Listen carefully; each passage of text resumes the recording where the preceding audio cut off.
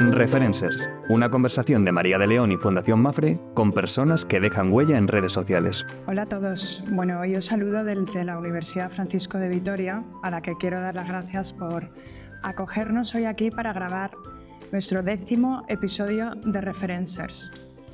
Un videopodcast que tengo la suerte de contar con la colaboración de la Fundación Mapfre para poder llevarlo a cabo. Y si hay algo que me guste de la Universidad Francisco de Vitoria, que es un lugar en el que me siento muy conectada, porque aquí he desarrollado una de las formaciones que más me han marcado en mi vida, que realmente me hicieron generar dentro de mí una metamorfosis interior, especialmente el posgrado de Humanidades que cursé aquí, que duró 2 años, entre el 2020 y el 2022. Y a raíz de ahí decidí reenfocar mi propósito dentro del mundo de la comunicación, un área al que me llevaba dedicando más de 20 años, en poder desarrollar proyectos para fomentar un liderazgo más humano e influencia responsable dentro de la cultura digital. Bueno, pues la gran llamada interior que tuve fue en el 2017 con motivo de una noticia que leí en un periódico, una noticia bastante impactante, que fue el suicidio de una influencer de 27 años. Bueno, llevando también tanto tiempo trabajando dentro del mundo de la comunicación, especialmente en digital, y ver y experimentar en mi propia persona la presión que se puede sentir cuando uno tiene una exposición pública, pensé que era necesario poder desarrollar estos proyectos para fomentar, como digo, una manera distinta de usar las redes sociales, fomentar una transformación digital para así construir un mundo virtual más humano, más ético, más saludable y más profesional. Bueno, pues después de desarrollar esa formación aquí en la Universidad Francisco de Vitoria, decidí presentarme en el despacho del rector para proponerle lanzar un programa que estuviera enfocado en el uso de las redes sociales, de impulsar la propia marca personal, pero con ese fundamento humanista. Y creamos el programa de marca personal, liderazgo e influencia digital, del que fui creadora y codirectora actualmente, y acabamos de terminar la 2ª edición. Lanzaremos, si va todo bien, el año que viene la 3ª edición. Y además puse en marcha este proyecto de Referencers, gracias a la colaboración de la Fundación Mapfre, para impulsar la figura de aquellas personas con influencia que usan las redes sociales y también que desarrollan su actividad profesional con algo muy diferencial, que es el propósito. Y el propósito puede cambiar vidas, tanto la nuestra propia como la de los demás. La de los demás, de esas personas a las que nosotros llegamos a través de los lugares donde la vida nos ha puesto, ya sea en la vida presencial o también en la virtual. Y lo que tratamos de aquí en el podcast Referencers es de fomentar cómo usar esa actividad digital, cómo enfocarla hacia los grandes valores y el poder ayudar a las personas a que puedan desarrollar esa actividad digital conectada con su propio propósito. Y hemos elegido este escenario, el de la Universidad Francisco de Vitoria, por un motivo importante. Y es que este mes de octubre se celebra el Día Mundial de la Salud Mental, que es el 10 de octubre. Y hemos querido aportar nuestro granito de arena, que mejor que con una conversación, abriendo una conversación profunda sobre todo el tema de la salud mental que tantos tabúes genera. Y lo que queremos contribuir a poder abrir camino que dirija de ese momento oscuro en el que puede una persona sentirse y que le dirija hacia la luz. ¿Y con quién mejor que hablar de esto que con una gran persona y un gran profesional experto en diferentes áreas? Realmente, Miguel Ángel Tobías, que no sabe hacer Miguel Ángel Tobías, porque a lo largo de su vida y de su carrera profesional ha tocado distintas áreas. En una época, tenía su formación en nutrición científica, hasta llegó a abrir 4 clínicas, una profesión que ejerció durante más de 13 años, y luego también se dedicó al mundo de la televisión, trabajando en este área audiovisual, siendo creador de formatos de éxito, como ha sido Españoles por el Mundo, que seguro que os suena. Miguel Ángel tiene algo muy especial y es una mirada humanista que le viene de serie, genético, del que seguro que nos va a hablar ahora cómo surgió en él y cómo descubrió esa mirada que le hace conectar con las personas de una manera muy profunda. Y hay un proyecto que lanzó hace un par de años, que es el Camino Interior, un programa que la verdad, quien lo escuche y visualice, deja huella. Un programa en el que recorrió el Camino de Santiago con 16 personas relacionadas con el mundo de la psicología, de la psiquiatría, del desarrollo personal, de la aventura.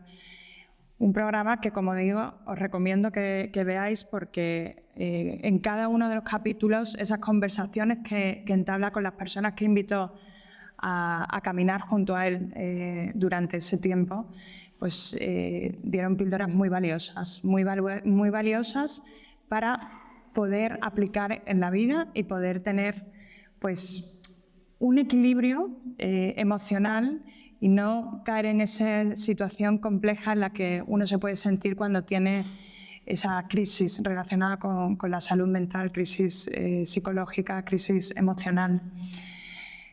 Al estreno de ese gran proyecto asistió Su Majestad la Reina Leticia y también las personas más relevantes dentro del mundo de la medicina, de la farmacia, de la psicología y del desarrollo personal. Pero a Miguel Ángel no hay quien le pare. Miguel Ángel también acaba de rodar un documental de una travesía que ha hecho con 11 personas desconocidas a vela en el Océano Atlántico. Y por si fuera poco, es mucha suerte tenerle aquí porque acaba de llegar también de Groenlandia y seguro que dentro de poco tendrá su agenda copada para otra nueva aventura con la que nos va a sorprender y a crear esos documentales que dejan huella. Porque si hay un propósito que él tiene a través de su trabajo audiovisual es promover los valores universales, también estudiar el comportamiento humano y también ayudar a las personas a que puedan descubrir ese propósito que puede transformar su vida. Pues ya no me voy a alargar más. Así que quiero darte las gracias por estar aquí, darte la bienvenida y sobre todo estar aquí en la universidad que puede dar la oportunidad a que muchas personas, gente joven, alumnos, que puedan escucharte en directo tu valioso testimonio que transforma vidas. Bienvenido, Miguel Ángel. Gracias por estar aquí. No, muchas gracias a ti por invitarme. Enhorabuena por todo lo que estás haciendo. Porque al final, cuando estás hablando de mí, y ¿sabes? Pasa una cosa fascinante, es que cuando cuentan cosas de uno, si tú no te lo crees mucho, es decir, no deja de abrumarte, porque parece que es otro el que está haciendo esto, ¿no? Pero en realidad soy yo y en este caso eres tú la que me has invitado. Yo hace muchísimos años que descubrí que en realidad todos los seres humanos tenemos la capacidad de impactar en la vida de otras personas. Lo estamos haciendo todo el día de manera consciente o inconsciente, desde que nos levantamos dentro de casa, cuando salimos a la calle, en el coche, en los semáforos, en el trabajo, permanentemente, ¿no? Y fue un poco este descubrimiento de esta capacidad que tenemos de impactarnos unos a otros que me hizo tomar conciencia de la responsabilidad que tenemos sobre la vida de los demás, sobre la vida de las personas que nos encontramos, ¿no? Madre Teresa decía una cosa maravillosa, ¿no? Y es: intenta que cada vez que te cruces con otra persona en tu vida se vaya un poquito mejor, ¿no?, de lo que estaba antes de que te viera, ¿no? Y un poco es este, digamos, el objetivo, en realidad, de todo lo que hago. A veces, bueno, como vas cumpliendo años, claro, la gente dice, es que ya has hecho muchas cosas. Y entonces dices, claro, es que ya no tengo 20 años, ¿no? Pero la realidad es que yo no siento en este trayecto mío, transcurso de vida, que haya habido, ¿sabes?, compartimentos estancos, ni haya habido momentos de ruptura, sino que para mí ha sido todo un continuo, ¿no? Y tú decías antes en la presentación, decías, ¿de dónde, no? ¿De dónde? Que me lo han preguntado muchas veces, decir, ¿pero de dónde te viene esto, no? Este interés por el ser humano, esta preocupación por el ser humano. Y claro, tiro para atrás y digo, es que yo he tenido la suerte de nacer en una familia y de crecer con una familia donde ya mis abuelos... O sea, imagínate la anécdota, ¿no? Qué belleza. Mi abuelo, con 96 años que falleció, mi abuelo materno, mi abuelo Joaquín, pues teníamos conversaciones en casa donde el tipo con 90, con 92, con 94, con 95 años decía, le tocó vivir esa España evidentemente de la guerra, de la posguerra, de la pobreza, pero eran muy trabajadores y hubo suerte, mi madre me lo ha explicado muchas veces, de no teníamos lujos de nada, pero nosotros no pasamos hambre, ¿no? Entonces mis abuelos ya ayudaron todo lo que pudieron y yo he visto llorar a mi abuelo con 95 años diciendo, quizá pudimos haber hecho algo más todavía por otras personas que estaban peor. Entonces yo he crecido un poco, ¿no?, con ese ambiente y hay una anécdota, y la cuento para que nadie la repita, porque lógicamente tiene su peligro, ¿no? Yo llegué del instituto un día a casa y entro en casa y veo que estaba mi madre en la cocina y un vagabundo sentado en la mesa comiendo un plato de lentejas.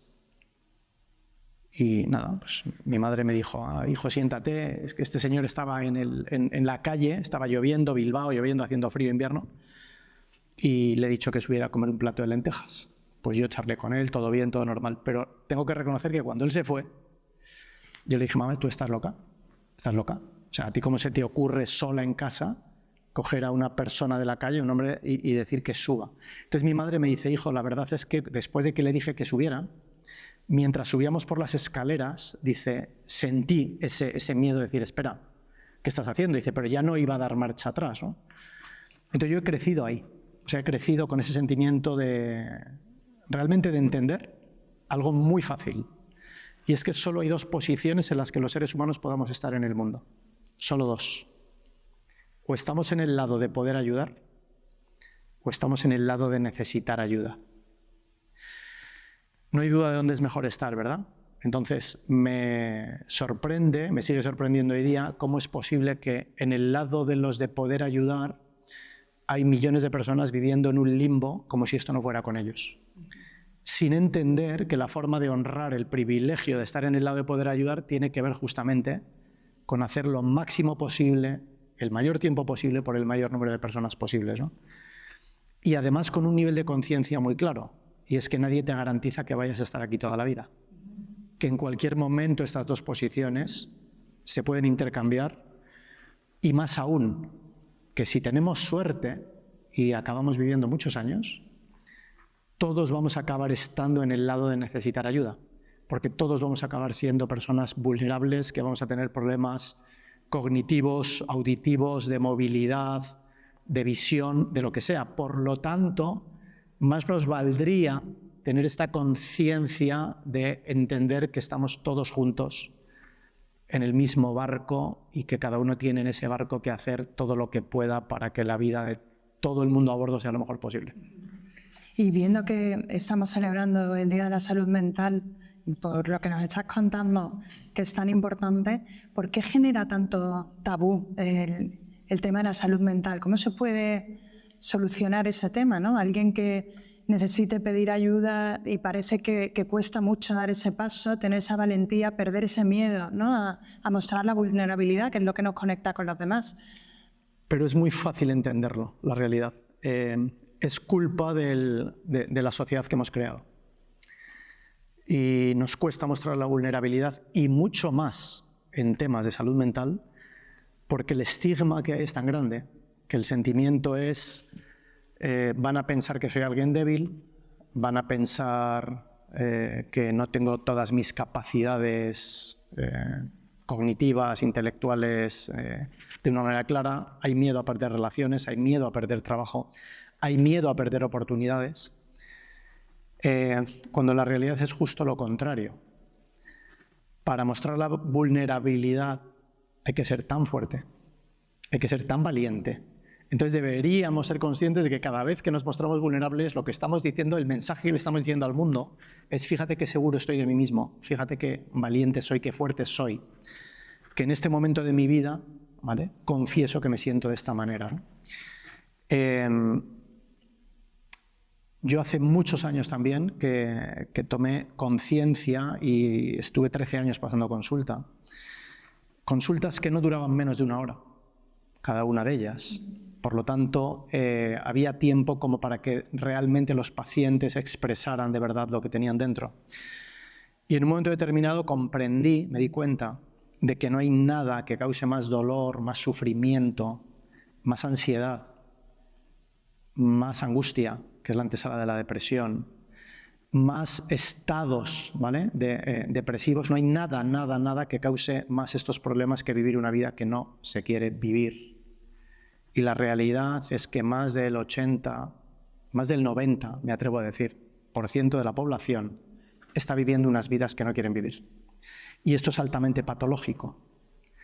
¿Qué pasa? Que nos sentimos atrapados, además, en esta vida que no queremos vivir, no sabemos qué hacer y cómo salir de ella, pero acabamos pagando las consecuencias desde el punto de vista de patologías físicas y, por supuesto, también psicológicas.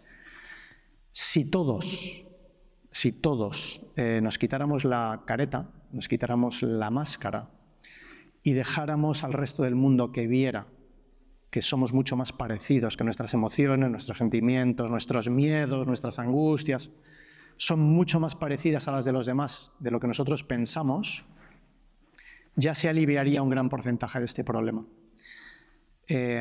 Yo he atravesado el Atlántico en un velero para rodar un documental y he vivido, desde el punto de vista de la comprensión de la salud mental, he vivido 2 momentos que jamás hubiera imaginado que yo iba a vivir. Yo tuve 2 ataques de pánico en el barco. Yo sabía lo que era un ataque de pánico a nivel teórico, por conocimiento teórico, académico, científico. Claro. La realidad es un universo que no tiene absolutamente nada que ver. Yo soy una persona que no tiene miedo, ¿vale?, en general, que hace deportes de riesgo, es decir, que está entrenado a vivir situaciones duras, etcétera, etcétera. Nunca me hubiera imaginado, de hecho, que yo iba a tener 2 momentos donde iba a sentir pánico en medio del océano. Que no eran momentos que tuvieran que ver con tormentas ni con situaciones peligrosas, todo lo contrario. O sea, con el mar en calma, en una situación de comodidad, pues de repente lo sentí. Y de repente tuve el sentimiento de que todo se me venía encima, es decir, me comía el barco, me comía el cielo, me comía el mar. Y el sentimiento que tuve me duró 1 minuto de reloj, nada más. Ese tan eterno. Eterno. Se hizo eterno. Pero durante ese minuto tuve tiempo de llegar a pensar 2 cosas terribles. Una de ellas es, yo no puedo estar aquí, no puedo seguir sintiendo esto que estoy sintiendo. Y entonces levantas la cabeza y ves el borde del barco y piensas, yo tengo que salir de este barco. Pero claro, no puedes salir en medio del océano del barco. Si te caes al agua, vas a morir en el agua. Cuando yo estaba en esta disquisición, empecé lógicamente a respirar y me dije, tranquilo Miguel Ángel, tranquilo, tranquilo. No le dije nada a nadie. No le dije nada a nadie, porque claro, ¿cómo dices al resto de la tripulación en ese momento, acabo de vivir esto, ¿no? Cuando además nunca me hubiera imaginado que yo iba a vivir esa situación, ¿no? Al día siguiente me volvió a pasar. Un día me pasó de día y el otro me pasó de noche. Lo mismo, de repente además. De repente tuve ese ataque de pánico y sentí, no puedo seguir aquí, no puedo estar aquí, ¿no? Volví a respirar, volví a decirme a mí mismo, a hablarme, a decirme, Miguel Ángel, tranquilo, volví a respirar tranquilamente y de repente se me pasó. Al día siguiente se lo conté a la gente en el barco. Esto, hablo de ello en el documental, por lo que hablábamos. Es muy importante que podamos mostrarle al mundo que todos somos susceptibles de que nos pase cualquier cosa en cualquier momento de nuestra vida y que un problema mental, una patología relacionada con la salud mental, es lo mismo que si es de aquí para abajo. O sea, es que te rompes una rodilla y enseñas la escayola o la pierna para que te la firmen y de repente si es de aquí para arriba no. Cuando no hay diferencia es lo mismo, ¿no? ¿Y sabes qué pasó? Que cuando yo lo confesé, 2 personas más en el barco me dijeron, a mí también me ha pasado. Entonces fue maravilloso porque en el momento en que es decir, sentir que no era yo solo el único y los otros tenían el mismo sentimiento, aquello nos quitó la presión, aquello nos alivió. Entonces necesitamos, y además es urgente porque nos estamos jugando la vida de muchas personas que ante una situación así de repente deciden acabar con su vida, Tengo que decir una cosa tremenda, porque todos nos preguntamos qué es lo que pasa en ese último instante en que una persona decide suicidarse. Yo ahora ya lo sé. Yo ahora ya lo sé después de haber vivido eso. Porque el sentimiento es que si eso se prolonga, tú vas a hacer lo que sea para salir de esa situación. Claro, buscas un bien, ¿no? La liberación. Y eso da igual si es una ventana o sea lo que sea. Dices, yo no puedo estar ahí. Pero nadie se quiere morir, esta es la realidad. Lo que quieres es huir del sufrimiento que en ese momento estás viviendo. Entonces, necesitamos hablar de ello. En el momento en que hablamos de ello, y cuanto más hablemos de ello, vamos a poder evitar que muchas personas pasen por ahí. ¿Y qué papel ocupa la espiritualidad en la salud mental para poder lidiar con ese sufrimiento? ¿Qué le dirías tú a las personas que están en ese trance? Porque la vida es una montaña rusa. Yo siempre digo que todo pasa. Cuando estamos en un momento malo, siempre hay que tener esa paciencia, esa valentía y esa fortaleza para poder atravesar ese momento, porque luego nos va a llegar una salida de ese momento, pero luego llegará otra vez. La vida es así, continuamente cíclica. Pero cuando estás en ese momento, ese minuto que se te hace eterno, ¿qué le dirías tú a esa persona para lidiar con ese sufrimiento? ¿Y qué papel ocupa la espiritualidad en el cuidado de la salud mental? Mira, nadie se atrevería, ¿verdad?, a negar que tenemos una parte física.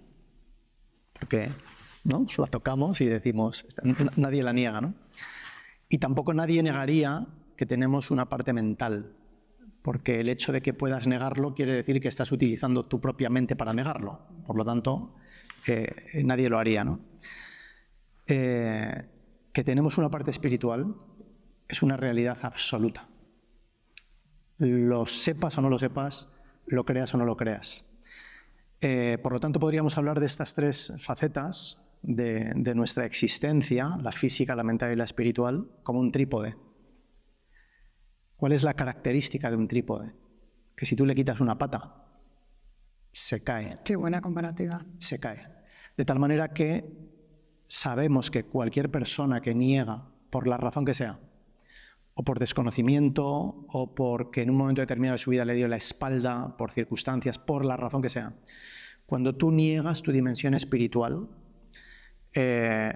no vas a tener la capacidad de afrontar miles de problemas de los que la vida nos presenta y nos plantea. Y cuando hablo de dimensión espiritual, yo no estoy hablando de religión, estoy hablando de trascendencia. Estoy hablando de entender, porque religión, es decir, pueden ser las que cada uno practique en cualquier parte del mundo, lo que sea, ¿no? O incluso en personas que no practiquen ninguna religión como tal. No desaparece la dimensión espiritual, no confundamos, ¿no?, las enseñanzas religiosas con el concepto de la espiritualidad que es inherente al ser humano, quieras o no quieras. Pues cuando esa dimensión no existe, se va a estar en un permanente equilibrio / desequilibrio en la vida ante cualquier situación de adversidad que se te presente. O sea, no hay ninguna duda en esto, ninguna duda. O sea, eso que digo es científico. O sea, cumple un papel importante al final, tener esa visión trascendental para sostener tu vida en valores trascendentales, ¿no? ¿Cuáles son importantes para ti? Yo creo, después de muchos años de experiencias, de vivencias, de estudio, de reflexión, que los dos elementos más importantes para que seamos capaces de salir victoriosos de este camino que llamamos vida, ¿no?, de esta existencia en este plano, son la aceptación y la esperanza. La aceptación y la esperanza son dos conceptos que tienen que ver con la trascendencia y que tienen que ver con la espiritualidad. La aceptación es la que nos va a permitir, ¿vale?, entender y comprender que todas las cosas que nos suceden en la vida, por muy malas que sean, no están diseñadas por ningún maligno para hacernos daño, ni tienen que ver con la suerte, la buena o mala suerte. Tienen que ver con procesos que están ahí para ayudarnos a aprender y a evolucionar y a crecer espiritualmente. No confundir aceptación con resignación. En la resignación hay rendición, decir, me resigno a que esto me ha sucedido y no sé qué hacer y me aguanto y no puedo hacer nada y no voy a hacer nada y me quedo quieto. En la resignación hay inmovilismo. En la aceptación hay comprensión y hay conocimiento y hay posibilidad de crecimiento y hay posibilidad de acción. Y por eso es muy importante entender este concepto de qué significa aceptación, ¿no? Tenemos el derecho y el deber de intentar cambiar en nuestra vida todas aquellas cosas que no queremos, ¿vale? Y que pueden ser cambiadas. Pero hay cosas que no pueden ser cambiadas. Y es ahí cuando la aceptación juega este papel fundamental de decir, voy a ver esto que me ha planteado la vida, ¿qué voy a hacer con ello? ¿Qué puedo hacer con ello? ¿Para qué me ha llegado esto y cómo voy a utilizar esto que ha sucedido, por muy doloroso que sea, para crecer, para evolucionar, ¿vale? Como ser humano. Y la otra es la esperanza. Me parece terrorífico vivir sin esperanza, porque entonces lo que sucede, y nos va a suceder a todos, porque tú decías, claro, la vida es una montaña rusa, todos vamos a vivir momentos buenos, malos, regular, malísimos, todo el tiempo además, ¿no? Porque es consustancial con la propia vida. Y la esperanza tiene el poder, ¿vale?, de ayudarnos a afrontar muchas de esas realidades y a no sucumbir en ellas. Porque la esperanza lo que nos ayuda realmente es a no rendirnos. Y la esencia mágica de la esperanza, que es impresionante, es que una vez que se te ha presentado en la vida una vez, solo con una vez que se te haya presentado en la vida, que hayas visto que una situación negativa de la que no veías salida, cualquier cosa que sea complicado en tu vida, y de repente se acaba resolviendo, se ha solucionado, es porque la esperanza ha decidido mostrársete. Bueno, pues una vez que se nos ha mostrado ya, ¿por qué no lo va a hacer una segunda, una tercera, una cuarta, una quinta?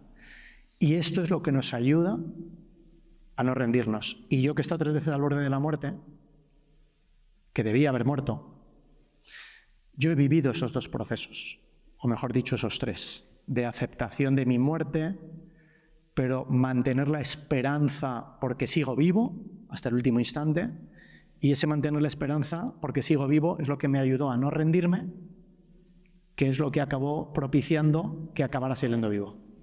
¿Y es el estar tan en contacto o cercano al momento de la muerte lo que te ayuda a ampliar tu nivel de conciencia? A ver, yo hago una broma, porque no quiero que nadie se muera, ¿no? Pero hago la broma de que, digo, si alguien está al borde de la muerte y no cambia nada en su vida y no ha aprendido nada, pues casi que se hubiera ido. Porque realmente, ¿vale?, ese proceso de estar cerca de la muerte y salir vivo no deja de ser más que una de esas situaciones que yo decía antes que se nos va a plantear en la vida, a cada uno de las nuestras, que lo que nos está dando es la oportunidad de crecer y de aprender. No hay nada en la vida que sea más transformador y que tenga más poder para entender el sentido de la vida y para crecer espiritualmente, nada que la muerte. Lo que pasa que, claro, quien pasa por la vida con la suerte de no haber vivido ninguna circunstancia próxima a, ¿qué es lo que le sucede? Que se da cuenta de esa enseñanza justo cuando ya se está yendo. Los que hemos tenido no me atrevo a decir suerte porque tú no lo buscas, ¿vale?, pero hemos tenido la circunstancia de estar ya en el borde de la muerte, y no en mi caso 3 veces, no una, te traes un conocimiento y unas enseñanzas para la vida que hacen literalmente que te despiertes. Yo, una de las cosas que más pena me da, y lo digo desde lo más profundo de mi corazón, es darme cuenta de que la mayoría de las personas en el mundo viven dormidas, no viven despiertas. Es decir, subsisten. Es decir, hay vida biológica e incluso mental, pero no hay de verdad una vida con mayúsculas. No hay una comprensión de la existencia y no hay una comprensión del regalo y del milagro que supone que estemos vivos. Y quizá no solo la muerte, también los momentos de tocar fondo o quizás estar cerca de personas al borde de la muerte. Tú durante muchos años estuviste colaborando con un oncólogo y estuviste cerca de muchas personas terminales con cáncer. ¿Qué te llevas también de esa experiencia, que no es la que has vivido desde tu propia perspectiva, sino desde la perspectiva de los otros? ¿Y cómo podrías tú transmitir el mensaje del valor que tiene también esos momentos de voluntariado para transformar tu vida y la del otro, al que ayuda? que acompañas? Fíjate que estar cerca de personas que van a morir, y a mí me ha tocado, aparte de esa experiencia, que estuve un año entero con enfermos terminales de cáncer, un año entero, 365 días de todo el año, todas las horas menos las de dormir, en un proyecto en un ensayo clínico con un oncólogo con el objetivo de intentar salvar vidas, evidentemente. Pero además me ha tocado, por ir a zonas de guerras o de catástrofes o terremotos o en zonas de pobreza, he visto morir a mucha gente. Estar cerca de gente que muere sería como, en esto de lo que estábamos hablando, de cómo te cambia tu comprensión sobre la vida, sería como la licenciatura. Cuando eres tú, es como el doctorado, porque es que eres tú el que te mueres, ¿no? Y hay una doctora amiga mía, maravilloso ser humano también, que me dijo una frase un día impresionante que dije, esta es para guardar para siempre, ¿no? Y es que en lo que es la comprensión última del dolor, del sufrimiento, la frontera es la piel. Y entonces, es decir, es así, ¿no? Es decir, es tremendo, aunque tú estés cerca de mucha gente que muere, tú sigues vivo. Entonces hay muchos aprendizajes, en realidad, porque en esa situación ellos están expresando muchas cosas que cuando se repiten una y otra vez en distintas personas, acabas dándote cuenta de que estos son las reflexiones de cualquier ser humano, independientemente de su edad, su condición socioeconómica, cultural, geográfica, credo, ideología, etcétera, etcétera. Al final te das cuenta de que todos están pensando y todos están sintiendo lo mismo. Y tú dices, por aquí está la pista, ¿no?, de las cosas a las que deberíamos prestar atención. Cuando te sucede a ti personalmente, lo que haces es que corroboras al 100% que efectivamente eso, que lo mismo que esas personas pensaban y sentían es lo mismo que tú estás pensando y sintiendo en ese momento, ¿no? Con lo cual eso se te queda grabado ya para toda la vida. El otro día me preguntó una persona en una conferencia, además también para gente joven, porque hay un porcentaje muy alto ahora mismo de gente joven, de adolescentes y de jóvenes, que no saben qué hacer con su vida, que no saben qué quieren hacer. Independientemente incluso de que estén estudiando, muchos de ellos una carrera, se han puesto a estudiar una carrera porque han pensado, tengo que estudiar algo y elijo esto por nota, o elijo esto porque me ha dicho mi padre, o elijo esto porque me han dicho que esto va a tener más futuro, o elijo esto porque como no sé qué elegir, algo elijo. ¿Qué pistas le darías? Y me preguntó una profesora, me dijo, ¿qué les dirías a esas personas que no tienen que no han descubierto su propósito vital, ¿no? No han descubierto para qué están aquí? Les dije, tengo la medicina. Ponte a hacer un voluntariado. Ponte a ayudar a cualquier persona, a cualquier colectivo vulnerable que necesite ayuda.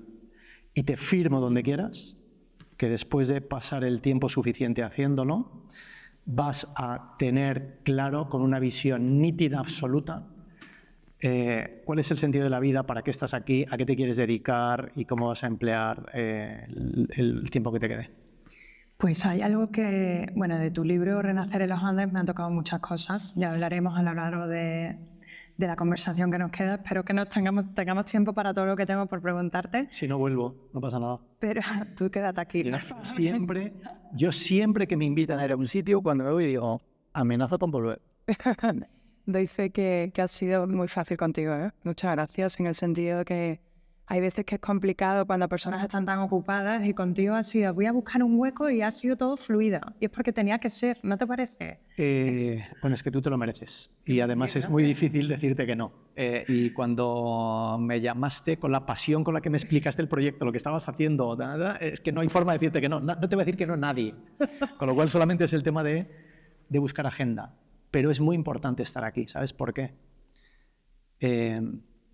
Porque yo también fui alguien en un momento de mi vida, y probablemente lo voy a volver a ser en cualquier otro momento, en que voy a necesitar también de algún referente, de alguna palabra, de alguna frase. Es decir, otros también vinieron a hablarme a mí. Entonces, si ahora nos toca hacerlo, tenemos que hacerlo. Gracias de corazón. Significa mucho para mí, para nosotros, de verdad. Muy importante. Retomando con el tema del sentido de la vida, hay una frase impactante y muy cierta, verdadera, en tu libro. Y es en relación a tu madre, que por lo que leo en tu libro y por lo que he escuchado de ti, es una gran referencer de tu vida. Y es y del mundo. Y del mundo también, porque lo que habla también es sabiduría. Y decía, hijos, el único sentido de esta vida es dar amor. Qué bonito. Es que hay que repetir la frase. Hay palabras, imagínate el poder de la palabra. El poder de la palabra es tan gigante que podemos, de hecho, con una palabra, con una frase, destruir la vida de una persona o salvarla. Podemos llevar a un ser humano al borde del suicidio, podemos traerlo de él o podemos rescatarle. Es impresionante. Pero en un momento determinado todos sabemos hablar. Me refiero, todos sabemos pronunciar palabras y todos sabemos utilizar el lenguaje. Pero eso no quiere decir que seamos conscientes cada vez que hablamos o cada vez que escuchamos de lo que estamos diciendo, de lo que estamos oyendo. Y hay frases que, a fuerza de estar repetidas, parece como que han perdido, ¿vale?, su fuerza, su esencia, su valor. Si tú coges esta frase que yo llevo oyendo de mi madre, que me la sigue diciendo a la fecha de hoy, pero que yo llevo oyéndola desde niño: hijos, nunca os olvidéis que el único sentido de esta vida, el único objetivo de esta vida, para lo único que estamos aquí, es para dar amor. Se entiende fácil, ¿verdad? Gramaticalmente tú la oyes y dices, vale, ok, ya está. Pero cuando yo de verdad comprendí, que fue muchos años después, cuando yo comprendí el sentido realmente de la frase, y lo comprendí, de hecho, después de mi primera vez al borde de la muerte, cuando me di cuenta, hice ese ejercicio de conciencia de, te vas a morir, Miguel Ángel, aquí. Nadie sabe que te vas a morir, nadie sabe que te estás muriendo. Y miré para atrás. Y entonces me puse a pensar en cómo yo había actuado en mi vida con todas las personas que la vida me había puesto delante. Y en ese momento, pues te digo, por ejemplo, con mi familia me sentí muy feliz, muy bien, porque dije, Miguel Ángel, con tu familia lo has hecho muy bien. Has estado siempre ahí, siempre les has dicho que les amas, jamás has fallado. Nunca, ni una sola vez. Entonces eso me generaba una paz gigante para decir, ok, te vas a morir con respecto a tu familia con mucha paz. Pero quitando a mi familia, en ese ejercicio de conciencia, pues tuve que reconocerme a mí mismo que había también muchas personas a las que yo no había tratado tan bien en mi vida. Es decir, no había aplicado la frase de mi madre. Y ya no tenía tiempo para hacerlo, porque yo me iba a morir. Ya no podía dar marcha atrás, ya no podía pedir perdón, ya no podía decir lo siento, aunque en ese momento me quemaba por dentro, ¿no? ¿Qué pasó? Que como tuve la suerte de salir vivo, en cuanto salí de aquella situación y volví a España, me puse a localizar a todas esas personas para decirles perdóname. No me di cuenta, porque para mí una de las cosas que está muy, muy clara también hace muchos años ya, es que nuestras acciones, las de todos los seres humanos, tienen que ver con nuestro nivel de consciencia. Y muchas veces, sin darnos cuenta, estamos haciendo daño y hacemos daño sin darnos cuenta. pero estamos todo el tiempo trabajando con el material más vulnerable que hay sobre la Tierra, que es el corazón de las personas. Es el material más vulnerable que hay. Y deberíamos lo antes posible ganar ese nivel de conciencia como para llegar a lo siguiente. Como somos muy imperfectos y no podemos hacerlo todo bien, todo el tiempo bien y con todo el mundo de manera permanente, pero sí podemos aspirar a una frase que dijo Camilo José Cela, que yo le escuché de niño y me quedé muerto cuando le escuché aquella frase, en un programa de televisión donde le entrevistaron y le preguntaron sobre la condición humana, ¿no? Sobre el ser humano. Y Camilo José Cela dijo, somos tan imperfectos que a lo que podemos aspirar es hacer el menor daño posible durante el menor tiempo posible al menor número de personas posibles. Aquella frase sé que me quedó grabada a fuego, pero merece la pena que reflexionemos, si no cada día, sí por lo menos cada semana. Sí, porque al final es realista, no idealista. Esa búsqueda de perfección es imposible, si no la vida no tendría sentido, ¿no? Ese camino de transformación, de lucha también interior por poder ser mejor cada día, ¿no? Y lo que tú dices, que la toma de conciencia de cómo poder emprender ese camino del bien, es importante tenerlo aquí, aunque luego nos juegue mala pasada esa parte imperfecta nuestra, ¿no? Sí, pero una de las cosas que hacemos mal también, permanentemente, es decir, oye, como no puedo llegar hasta aquí, no hago nada. Como no puedo llegar hasta aquí, no hago nada. Como no puedo cambiar el hambre en África, no hago nada. Como no puedo como no puedo, cuando realmente es mentira. Porque el océano no es nada más que la suma de todas sus gotas. Y el océano no sería la misma sin cada una de sus gotas. Y es frase también de Madre Teresa, nuevamente, ¿no? Lo interesante de la utopía. Nosotros deberíamos llenar nuestra vida de utopías. Y alguien, lógicamente, desde el punto de vista de la filosofía, alguien diría, pero si precisamente la utopía es algo que no puedes alcanzar, que no vas nunca a alcanzar. Lo cual es cierto, porque si no, no sería una utopía. Pero el valor de la utopía no está en el hecho de que tú puedas alcanzarla o no, sino que nos marca el camino.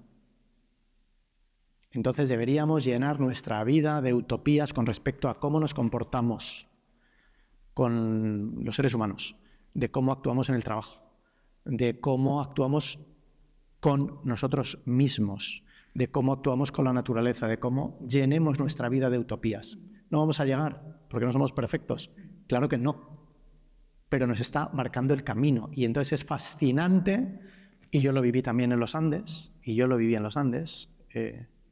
una de las cosas que yo pedí cuando estaba allí sabiendo que iba a morir. ¿Tu diálogo con Dios? En ese diálogo mío, bueno, fue un diálogo porque ya fue un continuo, ¿no? Pero en ese diálogo con Dios, una de las cosas que yo pedí es una señal de que estaba caminando en la dirección correcta. El contexto, ¿vale? Es muy simple. El contexto es que tú estás en medio de los Andes, cientos de kilómetros donde no hay vida humana, donde no hay vida animal, donde no hay vida vegetal. Y tú puedes caminar en 360 grados. Hacia donde caminas, da igual, porque no hay nada. Caminas para allá, no hay nada, no hay nada, no hay nada, no hay nada, no hay nada, ¿no? Yo tomé la decisión de caminar en una dirección, ¿no? Y en esa línea recta en que decidí caminar. Y claro, era muy absurda la petición. Es, envíame una señal de que estoy caminando en la dirección correcta. Esto es para hablar del valor de la utopía, ¿eh? Y de repente apareció un hilo de humo en el horizonte, justo en la punta de mi nariz. No aquí, no aquí. Que hubiera sido una señal, ¿no? Es decir, mira, parece que ahí hay algo, pues me voy para allá. No, aquí. No tenía sentido aquel hilo de humo porque no hay fuego, las piedras no arden, o sea, no tenía sentido, nada. Y yo, que no perdí el juicio en ningún momento, decía, vale, aquello no tiene sentido. No tiene sentido. Pero ¿cuál era el valor? ¿Cuál fue el valor de aquel hilo de humo? Que me marcó el camino que yo tenía que seguir.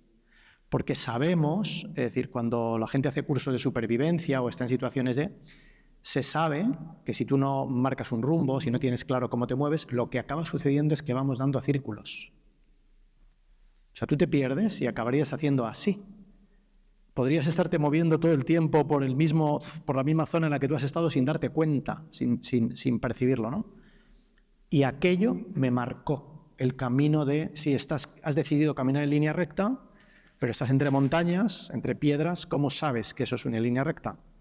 Porque tuve ahí esa señal, ¿no? Y esto tendríamos que llenar nuestra vida de utopías que nos marquen el camino. Y también la decisión de moverte, porque el movimiento es vida y quedarte estancado es muerte, ¿no? Eso también es algo que cuentas en tu libro. Pero es en todo para todo. Es en todo para todo.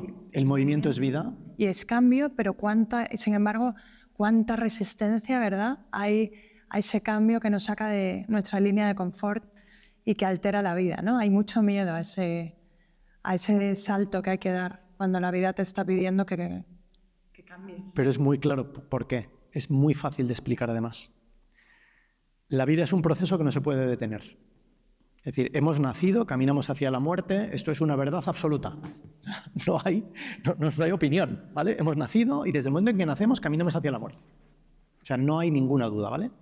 Por lo tanto, la vida, voy a hacer un símil que sirve muy bien para entenderlo. La vida es como una cinta transportadora, ¿vale? En la que nosotros estamos encima de esa cinta transportadora, como la de los pasillos de los grandes almacenes o de los aeropuertos, y te lleva hacia adelante. Pero va por tramos.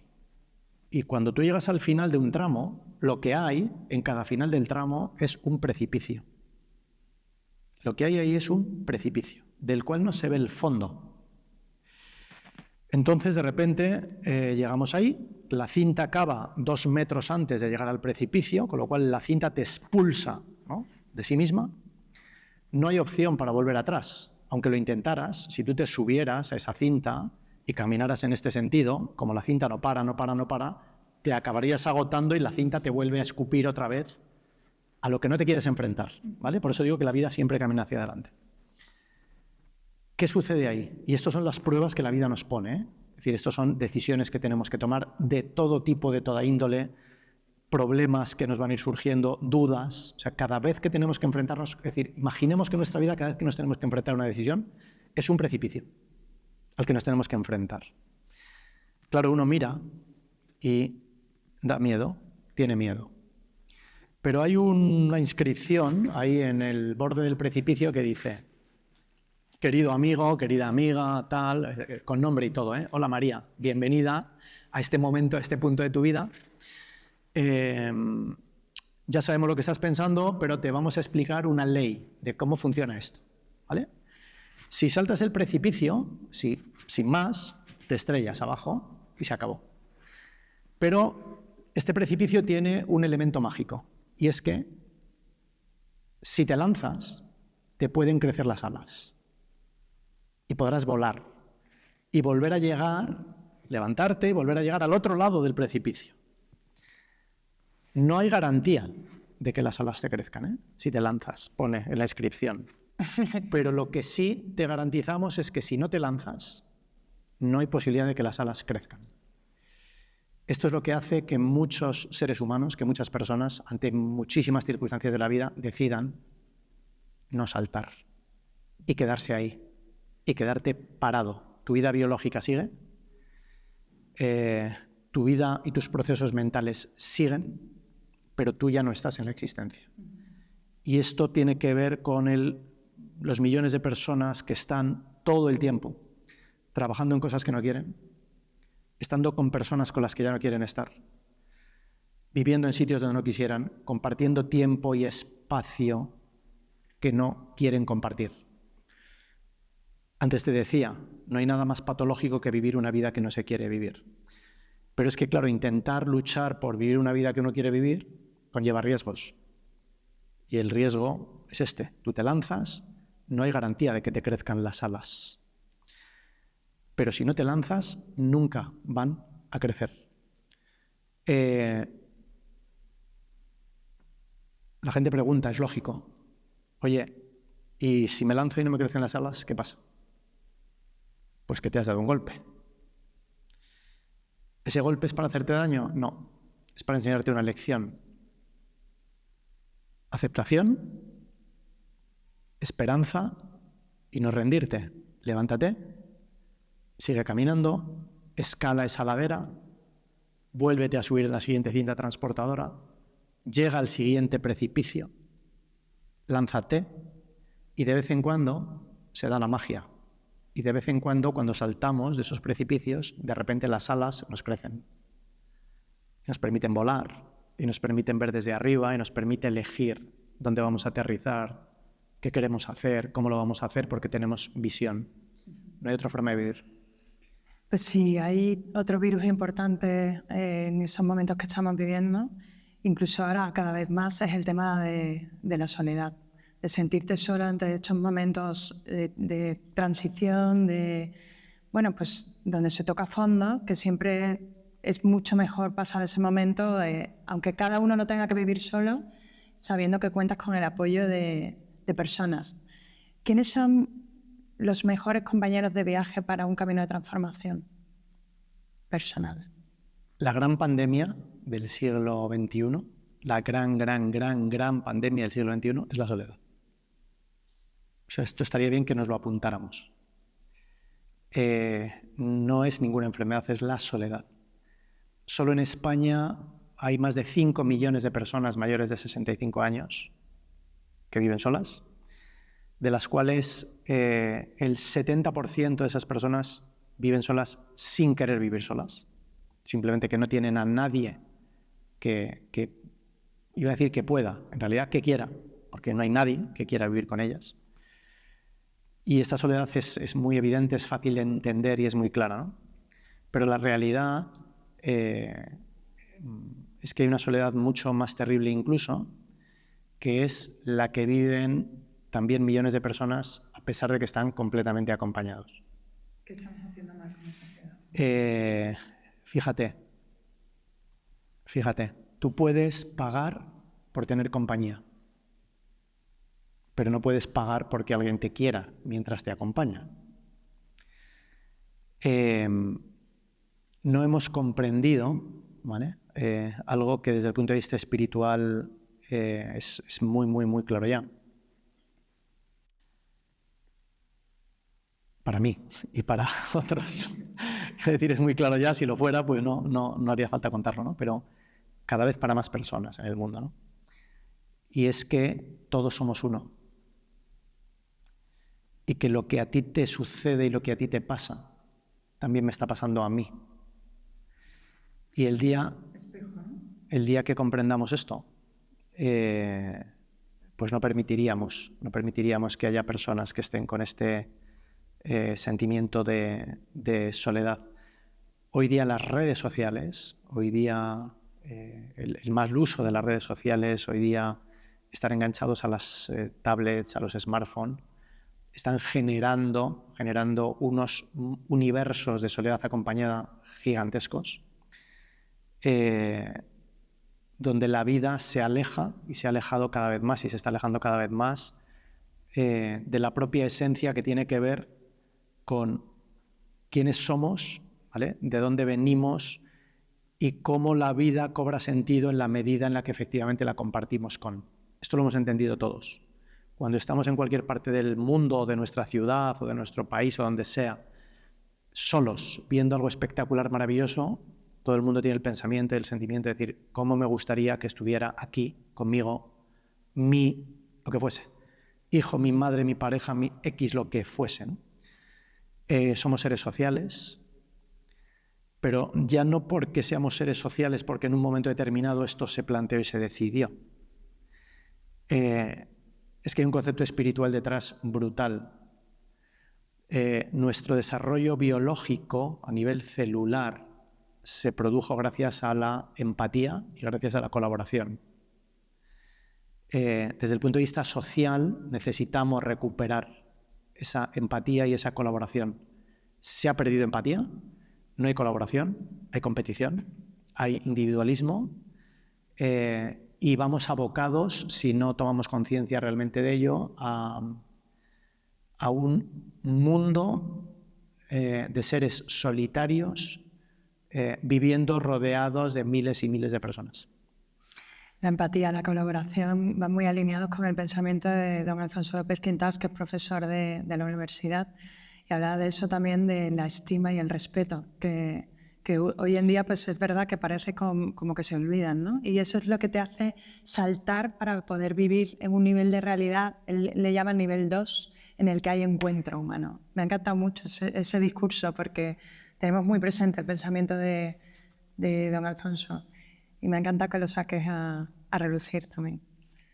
Fíjate hasta qué punto que ya hoy día la ciencia nos ha permitido, tenemos aparatología como para medir muchas cosas, ¿no? Y hay una cosa brutal, que ya se ha comprobado científicamente, y es que cuando tú estás viendo un paciente, imagínate, cuando estás viendo un paciente, el mejor y mayor efecto terapéutico hacia el paciente no se produce en función del tratamiento que le das, sino de que los latidos del corazón del terapeuta y del paciente estén alineados. Los corazones se alinean cuando de repente, de verdad, tú estás en conciencia y en presencia con otro ser humano que tienes enfrente. Yo durante años colaboré en la Facultad de Medicina de la Autónoma con un queridísimo amigo del alma, profesor de psiquiatría de la universidad, que nos estará escuchando ahora desde arriba, porque falleció hace un año, José María Poveda. Y todos los años, en una de esas clases, yo les preguntaba a los futuros médicos, ¿cuánto creéis que debería durar una consulta? Por aquello de que los 10 minutos famosos, los 8 minutos, todo el mundo entiende que no. Entonces estaban por grupos, trabajando grupos de 8, les dejaba 10 minutos para que pensaran, debatieran entre ellos y entonces de repente daban las respuestas, ¿no? Y decían, pues 20 minutos. Al que decía 20 minutos ya le parecía la leche, porque ya has doblado, ¿no? El tiempo que se da. 25, 30, o sea, nunca nadie pasó de 40 minutos, ¿no? Y entonces yo les decía, estáis todos suspendidos. Una consulta debe durar el tiempo necesario para que el especialista tenga todos los datos que necesita para poder hacer un diagnóstico y un tratamiento correcto. Ah, es verdad, sí, es verdad, es verdad. Por lo tanto, no se puede medir, simplemente el tiempo que necesite. Sí, es verdad. Suspendidos todos. Porque ese tiempo hay que sumarle el tiempo que necesita el paciente para sentir que le ha contado al especialista todo lo que el paciente cree que es importante que el especialista sepa como para poder hacer un buen diagnóstico y un buen tratamiento. ¿Está claro? Todos. Sí, ahora ya sí, ese es el tiempo. Suspendidos todos.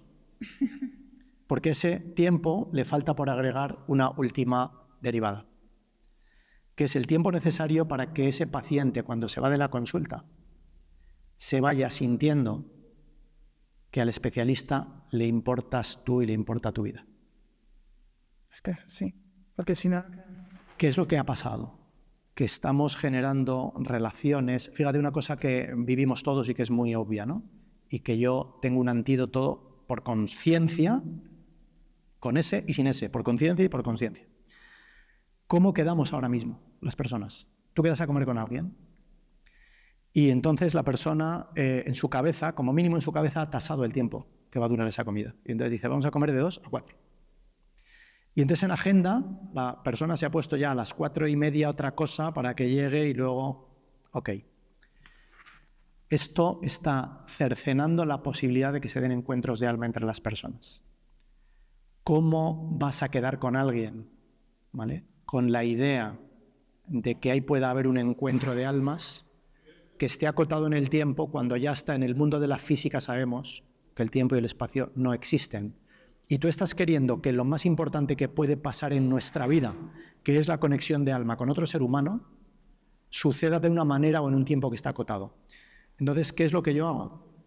Cuando yo quedo con alguien a quien yo no conozco y voy a quedar con ese alguien por primera vez, vacío la agenda por detrás. Porque estás abierto al asombro y a la incertidumbre de que te va... Porque quiero dar la oportunidad de que si ese encuentro se tiene que prolongar por 3, 4, 5, 6, 7 horas, 8, se pueda dar. Y yo invito a la gente a que lo haga. Y verá cómo cambia el nivel de calidad de sus relaciones y de sus encuentros. Me parece valiosísimo y acertado y estoy totalmente de acuerdo. Ahora muchas personas te dirán, ya Miguel Ángel, lo que pasa que esto es difícil en un mundo donde tenemos tantas responsabilidades, vamos tan deprisa. ¿Qué les dirías? Porque al final buscan un índice de productividad del día de la cantidad de reuniones que has hecho, cuántos objetivos has podido conseguir al día. Mira el nivel de... Por eso digo que vivimos dormidos. Mira en qué nivel de dormidos vivimos, como para no entender que quitando las cosas que tenemos que hacer para subsistencia, ¿vale? O sea... Nivel 1, diría López. Te guste o no te guste, ¿vale? Oye, mira, es que tengo este trabajo y tengo que hacerlo porque es que gracias a este trabajo que puedo comer. No hay debate, ¿vale? Yo no voy a entrar... Otra cosa sería entrar en si tienes que estar ahí o no, si ese es el trabajo que tienes que tener y que quieres o no, y cómo cambiarlo, etcétera, etcétera. Pero aceptemos que eso es inamovible, ¿vale? A partir de ahí, en nuestro día, quitando las horas de dormir, que son imprescindibles y que ya está estudiadísimo, que tienen que ver con las patologías mentales y con la salud mental. O sea, dormir menos de 7 horas te aboca y te lleva directo a aumentar las posibilidades a lo bestia de que tengas problemas, enfermedades neurodegenerativas, Alzheimer, etc., etc., etc. Con lo cual, más vale que no pensemos que estamos perdiendo el tiempo cuando dormimos, porque no lo estamos perdiendo, lo estamos ganando, y estamos ganando y dando la posibilidad de alargar el tiempo de vida. Y la salud, indiscutible. Esto es científico, o sea, esto ya no hay debate en ello, ¿no? Pero quitando esas horas de trabajo, lo que deberíamos pensar al llegar a la noche es evaluar nuestro índice de felicidad del día, de esas cosas que nos han hecho sentir que ese día ha merecido la pena, que nuestro día ha valido la pena desde el punto de vista de la vida, de haberlo vivido, no de haber producido. Porque mira, una de las cosas... hay 3 cosas de las que se arrepienten todas las personas en el lecho de muerte que son conscientes de que van a morir. 3. Y son las 3 iguales para todos. No haber pasado más tiempo con la familia y seres queridos. 2. Haber trabajado más de lo que tenían que haber trabajado. Ahora se dan cuenta de no había pasado nada. ¿Sabes? No hubiera pasado nada si no hubiera hecho aquello, ni esto, ni esto. Me doy cuenta ahora que me estoy muriendo. Y la tercera, que tiene mucho que ver también con toda esta conversación, ¿no? Y que tiene mucho que ver con la salud mental, muchísimo, es no haber intentado cumplir el mayor número de sueños posibles. Entonces, no midamos el día en cuestión de cuántas cosas he hecho, sino cuántas cosas han hecho que mi corazón lata, cuántas cosas me han emocionado. Y si tienes duda de cómo aplicarlo, también tengo una frase que creé que me divierte mucho y que me parece maravillosa, ¿no? Y es, intenta llenar, todos nosotros, yo lo hago todo el tiempo, intenta llenar tu vida del mayor número de momentos posibles, que cuando los estés viviendo o los hayas acabado de vivir digas, no es verdad que yo haya vivido esto ahora. Porque estos son esos momentos, ¿vale?, que en el lecho de muerte tú vas a recordar y te van a dibujar una sonrisa en la cara y van a hacer que sientas que tu vida mereció la pena. Yo estoy 100% de acuerdo contigo, ¿eh? Aparte, creo que ambos tenemos unas vidas bastante libres, pero entiendo que para personas que tienen familia, te digo, hijos, nosotros tenemos nuestros padres, nos tenemos que ocupar de ellos, pero que comprendo que debe ser complicado para las personas que tienen todas esas responsabilidades de sus niños, de tener que ir a ese trabajo para poder traer pues alimento a casa, vamos a llamarlo así, pero vamos, que era solo decirte eso, que estoy 100% de acuerdo contigo, pero también empatizo con las personas que desearían poder dar ese salto, pero les es complicado por su estructura de vida, la vida que han creado, ¿no? Te voy a decir una cosa, no. No. Te voy a decir una cosa, que va, es que además has utilizado un elemento, o sea, el concepto hijos. Vamos a ver si ponemos orden y entendemos esto ya de una vez para siempre. Los hijos son un esfuerzo, una pelea, no sé cuánto, no sé qué. Mi madre ha criado 4, ¿no? Sí, eso lo entiende todo el mundo, lo sabe todo el mundo. O sea, es evidente, ¿no?, que es un trabajo y que es un esfuerzo y que es un tal. Pero si los tienes, es que no hay nada que debiera darte más felicidad y más propósito y más aprendizaje y más todo que pasar tiempo con ellos. Por supuesto, pero ellos dirán, oye, pero no es, por supuesto, eso, pero dirán, es que tengo que trabajar porque tengo que traer dinero a casa para poder mantener y llevar a mis hijos al colegio. Y aunque no los tengas, quiero decir, o sea, es decir, hoy día o tienes una cuenta que te permite vivir de las rentas, ese es el sueño de todos, ¿no? O sea, también mío, a mí me encantaría, ¿no? O sea, ¿cómo tienes la sensación de levantarte por la mañana y decir, no sé qué voy a hacer, ni siquiera sé si voy a hacer algo, pero no hoy, sino hoy, mañana, dentro de un mes, de 3, de 5, y no pasa nada. Mientras voy pensando qué voy a ir haciendo, sé que no pasa nada porque solamente tengo que ir al cajero y sacar dinero. Pero esa no es la realidad, obviamente, de la gran mayoría de los seres humanos, ¿no? Mira, ¿sabes cuántas veces me han puesto excusas para decirme, sí, Miguel Ángel, estoy de acuerdo contigo, pero... El pero. El pero que, como decía Facundo Cabral, que en paz descanse, el cantautor, decía, no voy a imitarlo, lo imito muy bien y me divierte hacerlo, pero ahora por pudor y vergüenza no lo voy a hacer, pero voy a decir la frase. Dice, el pero es la palabra más un taco, más mala, ¿no? Con más mala leche que conozco. Porque dice, tú estás hablando, te están dando la razón durante una hora y a la hora te dicen, sí, pero, y entonces anulan todo lo anterior. Mira, nuestra mente, y ahora voy en serio, nuestra mente tiene la capacidad de buscar las excusas necesarias, de crear las excusas necesarias para justificar nuestras acciones. Te voy a decir algo que quien lo ha vivido lo va a entender muy fácil y muy rápido. Yo entreno, ¿vale? Desde hace muchísimos años. Hago actividad física y, quiero decir, y voy al gimnasio para estar en forma desde hace muchísimos años. Te juro por mi vida que cuando más y mejor he entrenado era cuando no tenía tiempo. Y me iba al gimnasio a las 10 de la noche después de haber trabajado, después de haber estudiado, haber madrugado, haber trabajado, haber estudiado y decía, tengo que ir a entrenar. Nunca he entrenado mejor y más.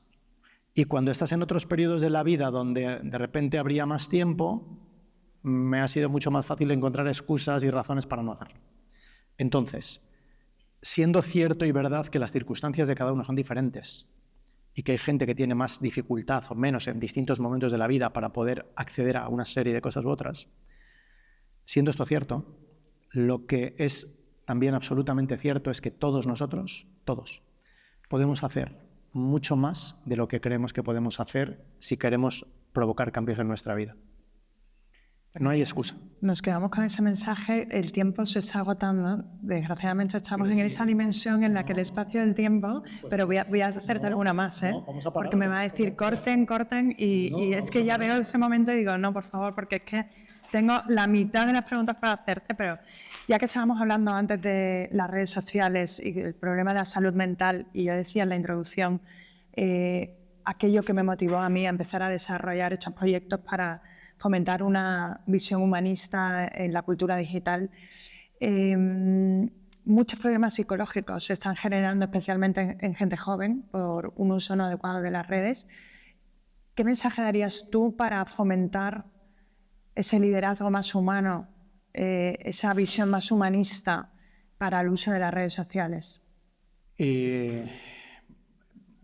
Muy fácil, es que se resume bastante fácil. Qué suerte que te esté haciendo preguntas. No he dicho que se resume, se resume bastante fácil. Mira, y este es un ejemplo que sirve también para todos. Este teléfono es mío. Y tú dirás, ya, qué obviedad, ya sé que ese teléfono es tuyo. No.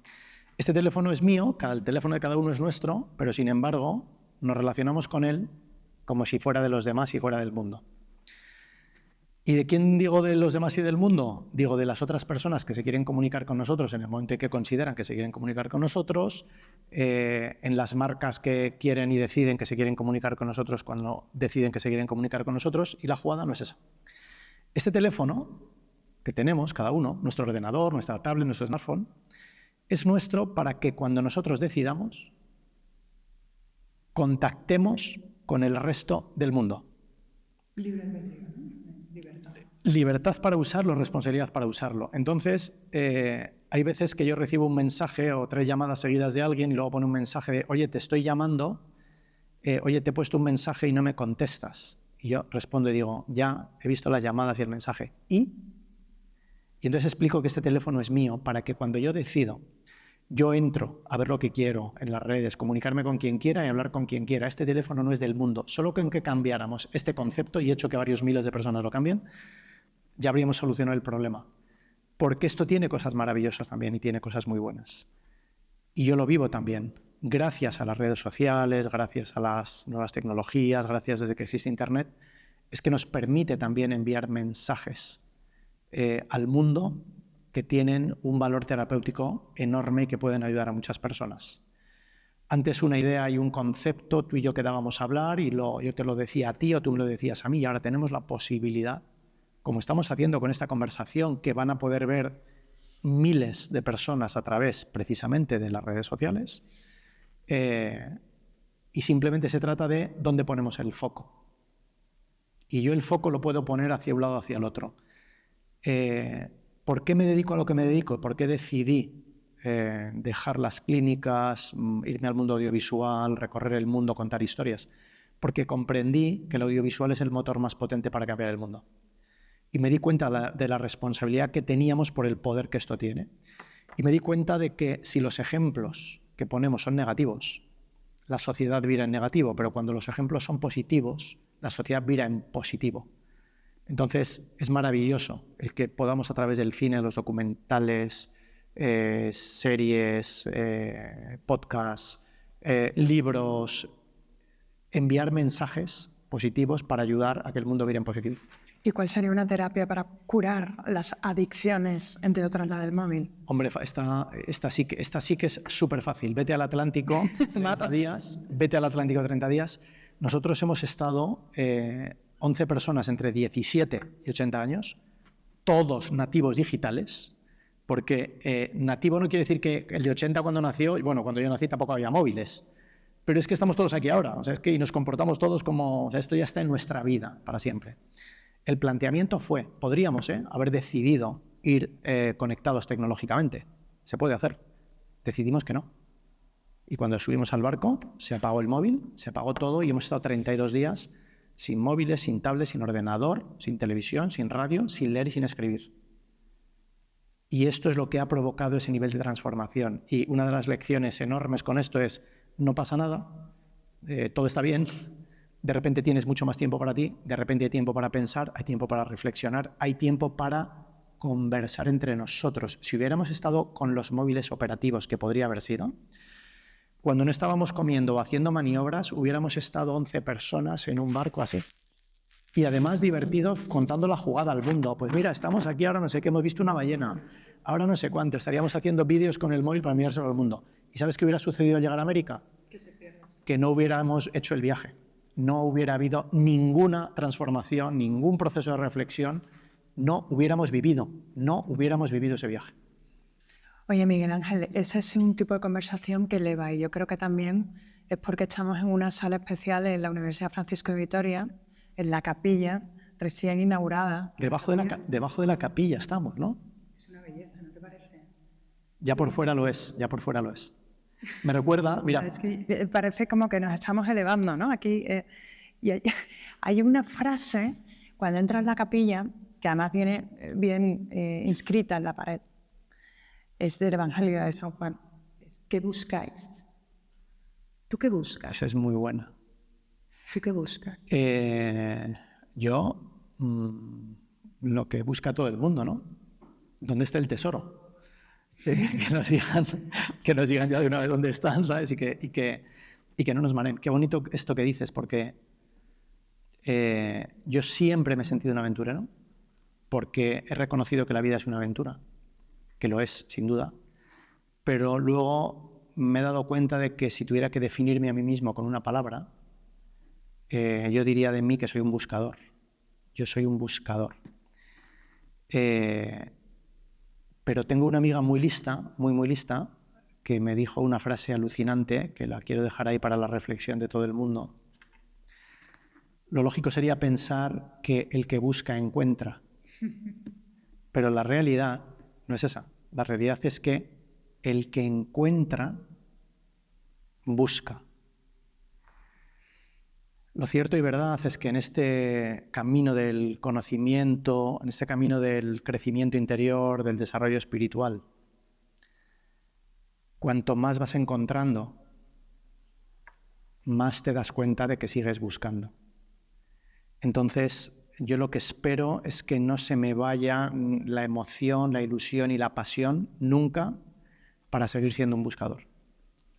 Sí, un gran mensaje de esperanza para todos los que van a escucharte en este video podcast. Ha sido un honor contar contigo.